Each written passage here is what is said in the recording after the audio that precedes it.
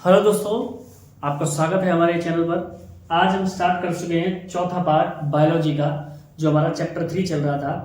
आपको पता ही होगा हाउ डू ऑर्गेनिज्म रिप्रोड्यूस। ये चौथा पार्ट है, इसके बाद लास्ट पार्ट और आएगा और आपका फुल चैप्टर हो जाएगा। बस जुड़े रहिएगा, चैनल से पूरे तरीके से समझाया गया है। तो शुरुआत करते हैं रिप्रोडक्शन ह्यूमन बीइंग। हमने प्लांट्स के बारे में पढ़ लिया था, सेक्स और सेक्सुअल दोनों रूप में पढ़ लिया था। आज हम ह्यूमन बीइंग के बारे में पढ़ेंगे। काफी इजी है और जल्दी जल्दी हो जाएगा। ये क्यों हो जाएगा? क्योंकि इसके बारे में हमें ज्यादा दिक्कत नहीं आती समझने में। चलिए स्टार्ट करते हैं। तो रिप्रोडक्शन की बात करें, ह्यूमन बीइंग सोस यानी ह्यूमन बीइंग यानी मानव में सो माने दर्शाते हैं सेक्सुअल रिप्रोडक्शन को। Male parent produce male gametes called sperm और female parent produce female gametes जिसे ओवा। एक साथ समझते हैं कि ह्यूमन बीइंग में ह्यूमन बीइंग सॉरी मेरी जुबान लड़खड़ा गई, पानी पी लेता हूं मैं।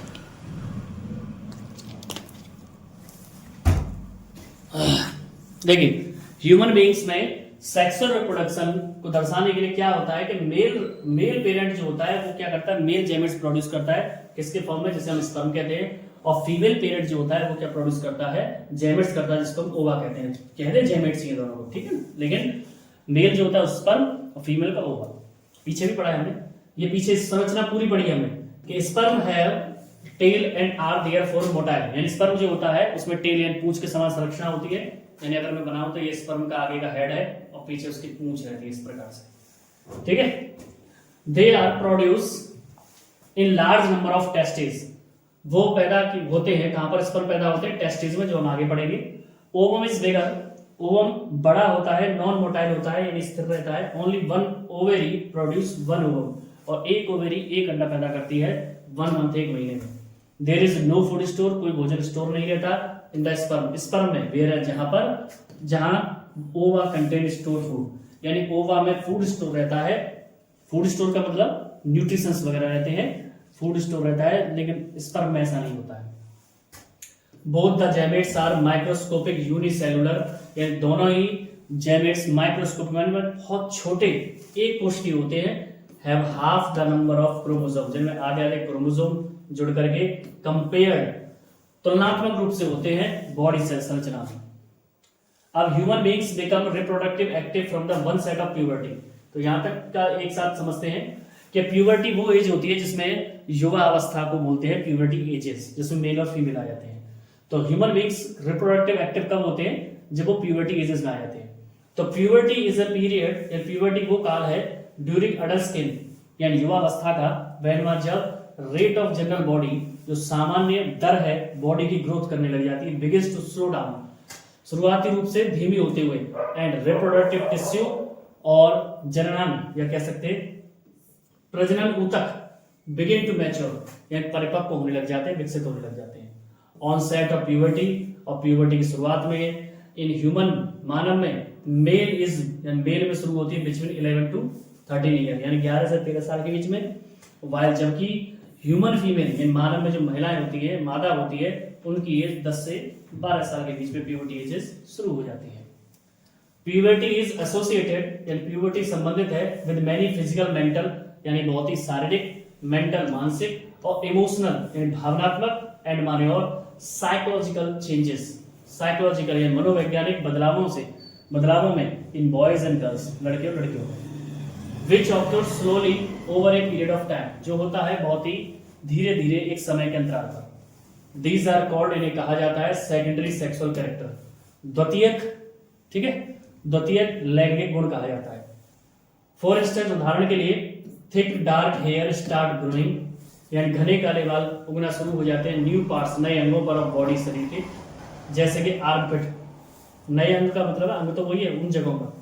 आर्मपिट जैसे हमारी बगल बोलते हैं, जैसे कांख बोलते हैं। जेनिटल एरिया जो हमारे प्राइवेट पार्ट है, बिटवीन थाइस यानी जांघों के बीच में।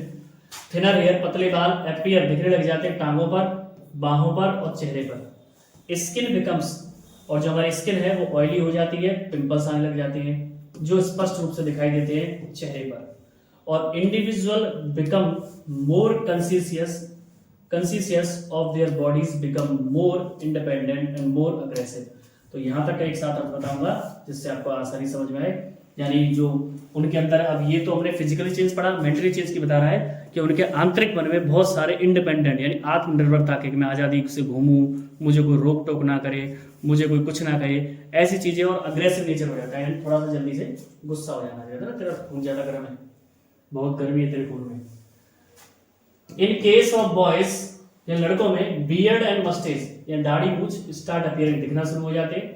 वॉइस बिगन्स टू क्रैक, यानी आवाज थोड़ी कड़क हो जाती है, और क्रैक का मतलब चटकना होता है, लेकिन यहाँ पर कहेंगे थोड़ी भारी हल्की, मतलब बेकार हो जाती है। और रिप्रोडक्टिव ऑर्गन, जो जननांग है, डेवलप, विकसित होते हैं, and start producing releasing sperm, और स्पर्म प्रोड्यूस करना शुरू कर देते हैं। जबकि लड़कियों में breast size begins to increase, यानी ब्रेस्ट का साइज बढ़ जाता है। स्किन ऑफ निप्पल्स डार्कन्स, और जो निप्पल्स हैं, ठीक है, वो डार्क हो जाती है। मेंस्ट्रुएशन स्टार्ट्स, और माहवारी शुरू हो जाती है। The act of mating between, mating नहीं बेटा, maturing, the act of maturing between the male and female, यानी जो मैच्योर होने का अंतराल है बीच में, किसके, मेल और फीमेल के पार्टनर के, इस टर्म उसे एक नाम दिया जाता है कॉपुलेशन। क्या नाम दिया जाता है? कॉपुलेशन। देख रहे होंगे आप, तो यहाँ पर थोड़ा थोड़ा सा मैंने बता दिया है, आप समझ सकते हैं। यहाँ पर इस पर ध्यान मत दीजिएगा, ये थोड़ा सा गलत हो गया। यहाँ पर ये लाइन ड्रॉ करने के बाद आप दो हिस्सों में देख सकते हैं, ये मेल के बारे में है और ये फीमेल के बारे में। तो यह 9 से 13 के बीच में, और यहाँ पर देख रहे हैं 8 से 13 के बीच में इनकी युवावस्था शुरू होती है। ज़्यादा से लेट होंगे तो 14 से 13, और वहाँ पर 14 से 18। अब इसके बीच में जो डिफरेंस दिखाई दे रहे हैं, आपको कर्व्स को छोड़ दीजिए, ये इनका पार्ट है, यहाँ पर लिख गया मुझसे, यानी जो मैंने पीछे बताया वो सारा इसमें मैटर है। थोड़ा थोड़ा समझाने के लिए लगा दिया मैंने इस चित्र को। अब मेल रिप्रोडक्टिव सिस्टम, यानी मेल रिप्रोडक्टिव सिस्टम कंसिस्ट, आधारित होता है फॉलोइंग ऑर्गन्स, नीचे दिए गए अंगों पर। तो नंबर 1 पर पढ़ेंगे बेटा हम टेस्टिस को, ठीक है। तो ए पेयर ऑफ टेस्टिस, यानी एक जोड़े टेस्टिस, आर सिचुएटेड, स्थित रहते हैं, इन स्कॉर्टम, किसमें बेटा? स्कॉर्टम में, दैट लाई, जो स्थित है, आउटसाइड अब्डोमिनल, आउटसाइड में बाहर की ओर, अब्डोमिनल हमारे मतलब पेट के नीचे का सिरा, जिसे हम पेट में बोलते हैं, उसके बाहर की ओर, एंड माने और बिहाइंड द पेनिस, किसके पीछे? पेनिस के पीछे। जैसे हम आपने पढ़ा था, हमने पीछे यूरिनरी ब्लैडर, यूरेथ्रा के बारे में पढ़ा था ना जब वहां पर, तो वहां पर पेनिस शब्द आया था, आप समझ सकते हैं, ठीक है। वृषण बोलते हैं इसे हिंदी में, वृषण बोलते हैं, नहीं वृषण नहीं, सिसन बोलते हैं, सॉरी सिसन बोलते हैं, सॉरी, पेनिस को सिसन बोलते हैं, टेस्टिस को वृषण बोलते हैं हिंदी में, ठीक है। तो टेस्टिस प्रोड्यूस, टेस्टिस पैदा करती है स्पर्म को एंड हार्मोन को। अब कौन कौन सा? टेस्टोस्टेरोन हार्मोन, टेस्टोस्टेरोन हार्मोन, जो टेस्टिस कौन सा हार्मोन पैदा करती है? टेस्टोस्टेरोन, और sperm testosterone brings, testosterone brings मन लाता है चेंजेस, बदलावों को, अपीयरेंस दिखने वाले लड़कों में at the time of puberty, जो भी बदलाव दिखाई देते हैं, दाढ़ी, मूंछ, आवाज का भारी हो जाना, ये सारी चीजें टेस्टोस्टेरोन की वजह से। अब यहाँ पर आप देख सकते हैं, ये हमारा पेनिस है, ठीक है, ये पेनिस है, आपको दिखाई दे रहा होगा। इस पेनिस के पीछे जो साइड दिखाई दे रहा है, ये वाला हिस्सा, ठीक है, मैं आपको दोबारा से बता दूं, ठीक है। तो ये जो पीछे दिखाई दे रहा है, ये वाला, ठीक है, ये हमारा टेस्टिस है, ये टेस्टिस है, ठीक, ये प्रोस्टेट है, ठीक है, ये वेसिकल्स है। वैसे तो आपको दिखाई दे रहा है, तो बस आपको दिखाने के लिए लगा दिया है, चित्र समझाने के लिए, बाकी बुक में भी है, आगे समझते हैं। अब आता है वास्ट डिफरेंस क्या होता है। दूसरा, टेस्टिस के बारे में पढ़ा, वास्ट डिफरेंस के बारे में पढ़ते हैं।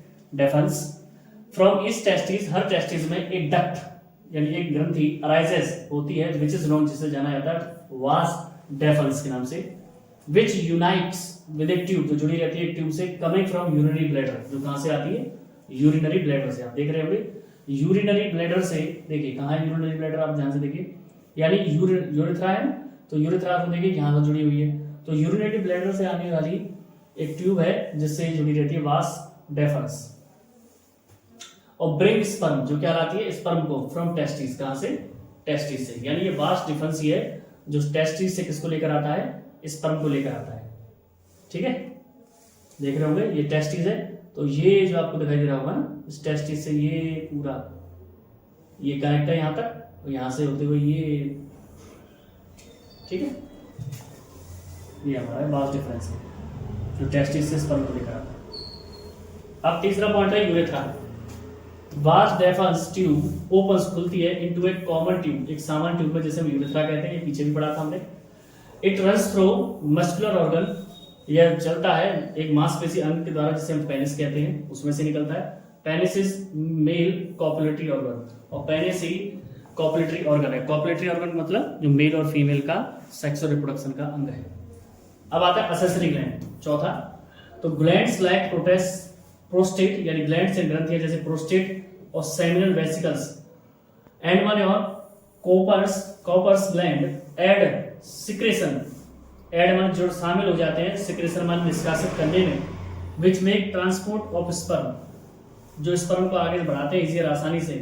दिस फ्लूइड, यही द्रव जो होता है, ऑल्सो प्रोवाइड न्यूट्रिशन, क्या देता है, पोषण देता है। दोबारा समझ लीजिए एक साथ कि ग्लैंड जैसे प्रोस्टेट और सेमिनल वेसिकल और कॉपर्स जो ग्लैंड है वो ट्रांसपोर्ट करते हैं स्पर्म को, ठीक है। और जो वॉइस डिफरेंस होता है वो ट्यूब होती है टेस्टिस से लाने वाली, तो उनको ढकेलने का, उनको पहुंचाने का काम। क्योंकि हमारी एक ही, आपको बड़ी मतलब थोड़ी विचित्र बात लगेगी कि एक ही ट्यूब होती है जिससे हमें यूरिन पास करना है, जिससे हमें स्पर्म पास करना है। तो ये सिचुएशन मैन जो पूरी तरीके से हैंडल करने का काम है, तो उनके लिए एक ही ग्लैंड है। तो एक ही ग्लैंड से कैसे होगा, इसलिए एसेसरी ग्लैंड और वॉइस डिफरेंस दोनों एक साथ काम करती है। कहीं समझ रहे होंगे ना। चलिए अब आता है female reproductive system. It consist of the following organ, इसमें नीचे दिए गए ऑर्गन है, आप समझ सकते हैं, जैसे वजाइना, ठीक है, ये हमारा इसका हिस्सा है सर्विक्स, ये फैलोपियन ट्यूब है, और यही ट्यूब यहाँ देख रहे होंगे आप, ये हमारा यूट्रस है, ठीक है। यहाँ पर हमारे फैलोपियन ट्यूब में यहाँ ओवेरी है, ओवेरी जिसमें ओवा होता है, अंडा, ठीक है। ओवेरीज की बात करते हैं नंबर 1। पेयर्ड ओवेरीज, यानी जोड़ा होता है ओवेरीज का, आर लोकेटेड स्थित इन द अब्डोमिनल कैविटी, यानी हमारे अभी बताया था मैंने, पेडू के नियर द किडनी, किडनी के पास। ओवेरीज प्रोड्यूस, ओवेरी पैदा करती है फीमेल गैमेट्स को, यानी एक एग को, एंड सीक्रेट फीमेल हार्मोन्स, और क्या निकालती है या निष्कासित करती है, फीमेल हार्मोन। वो दो निकालते हैं, जैसे हमारा टेस्टोस्टेरोन को रिलीज करता है, ये दो हार्मोन रिलीज करते हैं, एक तो एस्ट्रोजन और प्रोजेस्टेरोन। तो वन एग इज प्रोड्यूस, यानी एक एग प्रोड्यूस किया जाता है एवरी मंथ, हर महीने में, अल्टरनेटिवली, वैकल्पिक तौर पर, by one of the ovaries, किसी एक ओवेरीज के द्वारा, ठीक है। अब दूसरा पॉइंट पढ़ते हैं फैलोपियन ट्यूब, दूसरा पढ़ते हैं fallopian tube. The egg is carried from the ovary, यानी एग को लाया जाता है ओवेरी से टू वॉम्ब या यूटेरस तक, थ्रू ए थिन ओविडक्ट, एक पतली ओविडक्ट के द्वारा, नली के द्वारा, जिसे हम फैलोपियन ट्यूब कहते हैं, ठीक है। तीसरा पॉइंट है बेटा यूटेरस, यूटेरस को पढ़ते हैं, यूटेरस को पढ़ते हैं, यूटेरस।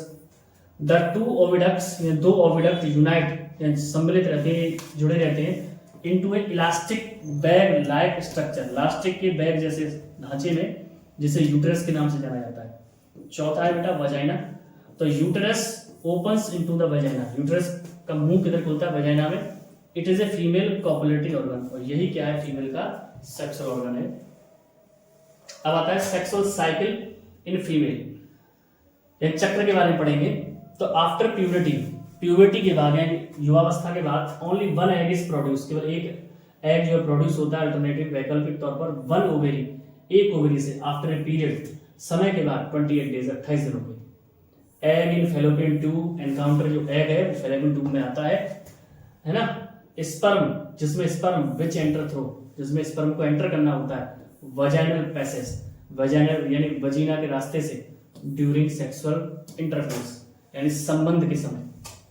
दिस फर्टिलाइज एग, यही फर्टिलाइज एग क्या बनता है फिर, जायगोट, गेट्स इम्प्लांटेड, अंकुरित हो जाता है, या कैसे निषेचित हो जाता है, निषेचित, in the lining of uterus, uterus की सीमा में, विच वन, जो कि लेटर माने बाद में फॉर्म्स में बन जाता है एम्ब्रियो, एम्ब्रियो को भ्रूण बोलते हैं। और एम्ब्रियो गेट्स न्यूट्रिशन, एम्ब्रियो को पोषण मिलता है फ्रॉम द मदर्स ब्लड, मां के खून से, with the help of special tissue, विशेष ऊतकों की सहायता से, जिन्हें कहा जाता है प्लेसेंटा, यानी विशेष ऊतक की सहायता से मां के खून से उसे न्यूट्रिशन मिलता है, जिसे प्लेसेंटा कहते हैं। तो पूरा कह सकते हैं मां का, इसलिए मां ही सबसे बड़ी है। If the egg is not fertilise, यदि एग फर्टिलाइज नहीं होता है, इट लिव्स, यह जीता है, वन डे, केवल एक दिन, सिंस द ओवरी रिलीज, चूंकि ओवरी रिलीज कर देती है वन एग, हर अंडे को, एवरी मंथ, हर महीने। द यूट्रस प्रिपेयर्स, यूट्रस तैयार होता है, itself अपने आप कर लेता है एवरी मंथ, हर महीने में, to receive the fertiliser, receive करने के लिए अंडे को फर्टिलाइज की प्रोसेस बनाने के लिए। 10 मान इस प्रकार इट्स लाइनिंग, इसकी जो सिराएं हैं बिकम्स थिक, मतलब मोटी हो जाती है, स्पॉन्जी गुदगुदी हो जाती है। इफ यदि it does not gate zygote, यदि इसमें जायगोट का निर्माण ना हो। द डेवलप्ड लाइनिंग, विकसित जो सिराएं है स्लोली ब्रेक, धीरे से टूट जाती है, एंड माने और comes out through the vagina, और वजाइना के बाहर आती है किसके रूप में, ब्लड के रूप में, एंड म्यूकस, और म्यूकस के रूप में। दोबारा सुन लीजिए, अगर जायगोट नहीं बनता है तो जो एग है उसके बाहर जो लाइनिंग बनी हुई है वो टूट जाती है और एग बाहर निकलता है, और लाइनिंग निकलती है किसके रूप में, म्यूकस और ब्लड के रूप में। दिस साइकिल, यही चक्र टेक प्लेस होता है रफली, आमतौर पर एवरी मंथ, हर महीने। इसी को जाना जाता है मेंस्ट्रुएशन के नाम से, महावारी के। It usually last about 2 to 5 days, या 2 से 5 दिन तक रहता है। ठीक है, सॉरी ये यहाँ पर गलत लग गया मुझसे, हाँ ये गलत आ गया। अब है पोस्ट फर्टिलाइजेशन चेंजेस।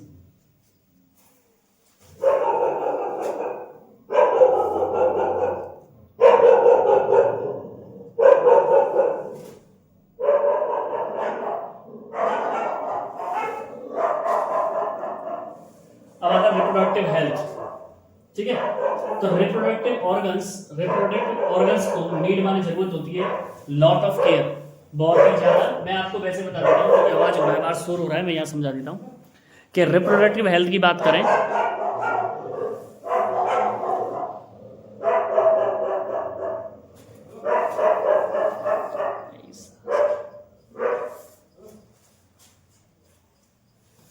कि रिप्रोडक्टिव हेल्थ यानी रिप्रोडक्टिव ऑर्गन्स जो होते हैं, जननांग जो होते हैं, नीड माने जरूरत होती है लॉट ऑफ केयर, बहुत ज्यादा देखभाल करने के, हाइजीन, साफ सुथरा रखने की।